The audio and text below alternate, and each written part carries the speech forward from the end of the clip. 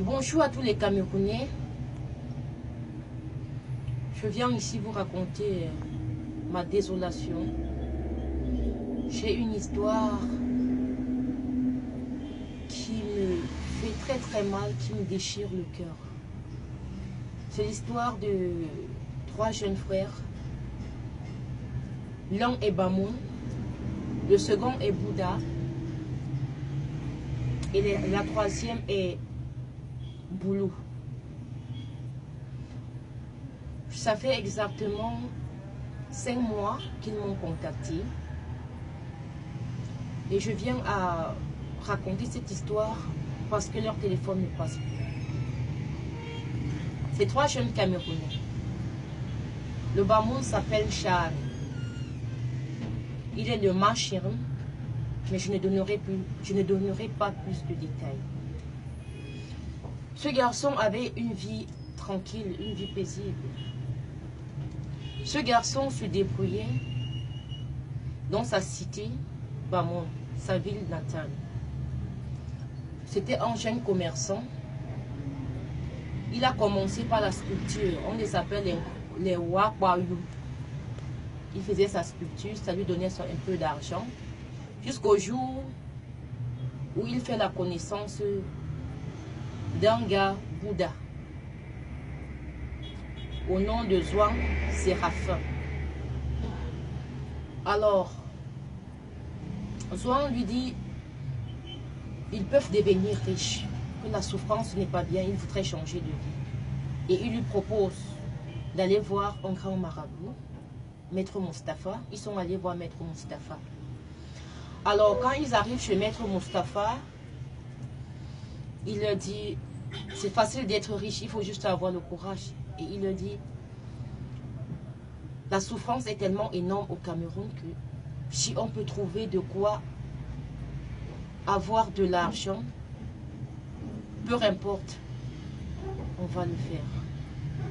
Maître Mustapha les a écoutés religieusement et il a décidé enfin de leur donner ce qu'il devait leur permettre d'avoir beaucoup d'argent. Il a posé la première condition.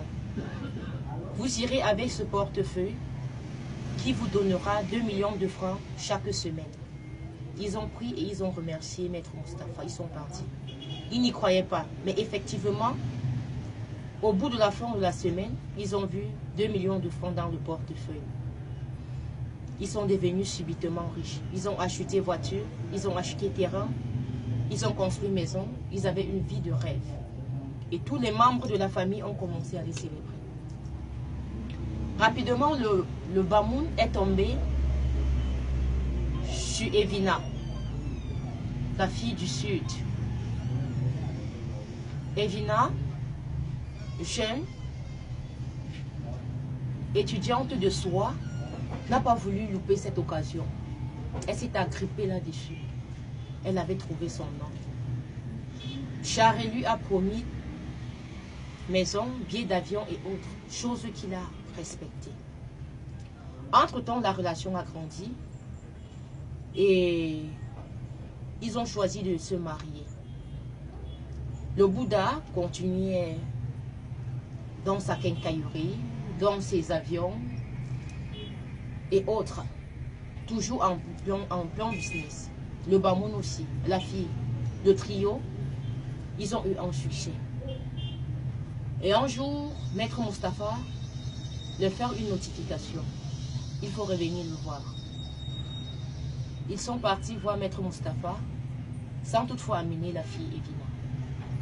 Une fois chez Maître Mustapha, il leur dit, actuellement, vous allez commencer à remplir les conditions. Vous avez eu beaucoup d'argent. Il a dit au Bamoun, tu vas faire l'amour avec ta maman 2 fois par semaine. Et au Bouddha, et au gars Bouddha, Zouang Séraphin, il lui a dit, tu feras pareil. Et vous allez faire quelque chose pour célébrer votre maman.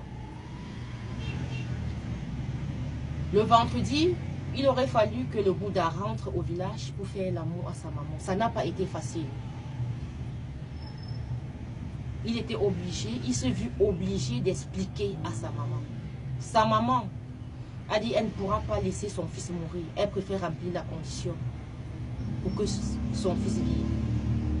Donc, elle est entrée faire l'amour avec sa maman pour sauver la vie de son fils. Ça, c'était la première fois. Le gars Bamoun est parti au village.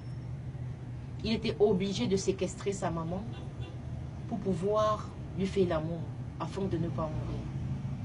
Et quand il a fait la première fois, sa maman au début déçue, mais à la fin, comme le gars me raconte, elle a dit, ça n'a enlevé rien en moi, donc je peux supporter. On a offert, le fils a offert la voiture à maman, une vie de rêve, de luxe et autres. C'est pourquoi, sur sa voiture, Charé a écrit « Merci maman ». Quand tu vois sur la voiture de Charé « Merci maman », il remercie maman de lui avoir offert son corps pour qu'il puisse vivre. Je suis blessée.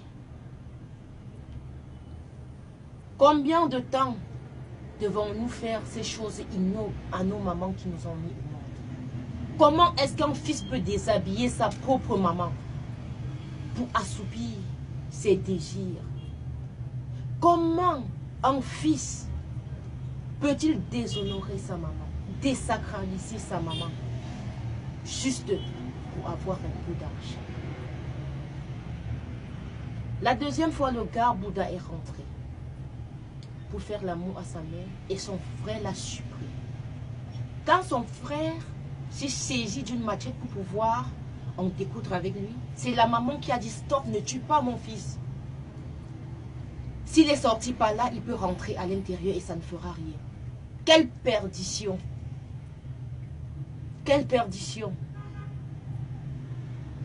Ça nous apporte quoi de détruire ce monde? Qu'est-ce qu'on enseigne à nos jeunes frères? La valeur n'a plus sa place dans notre société. Je ne vais pas dire que tous les Bouddhas le font.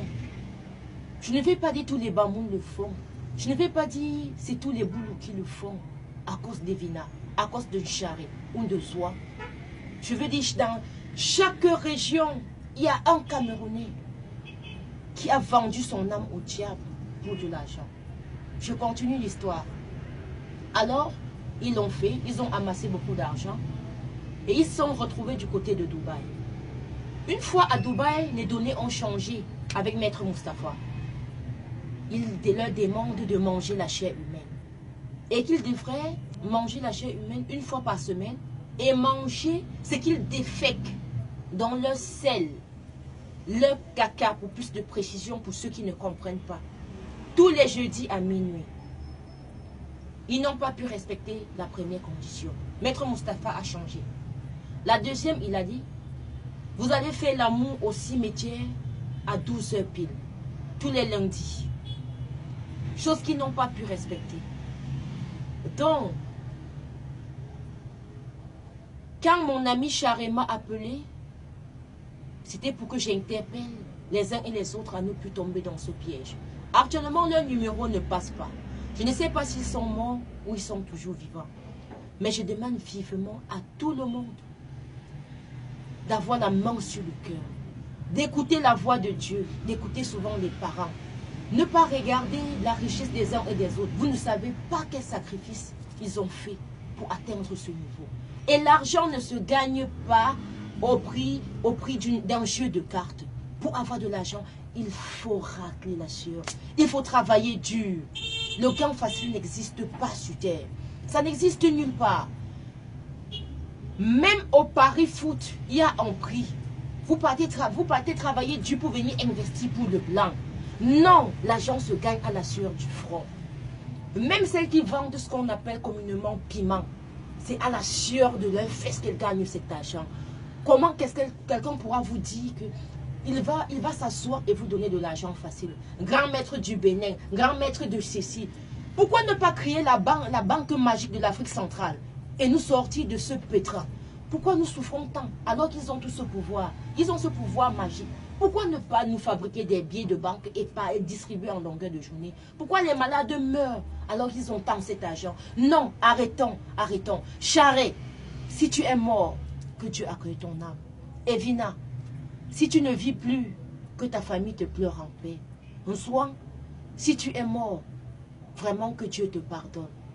Ma chère Evina, petite sœur, tu n'aurais pas pu accepter ce genre de fausses choses. Ça ne sert à rien. Je suis navrée. C'est une histoire vraie.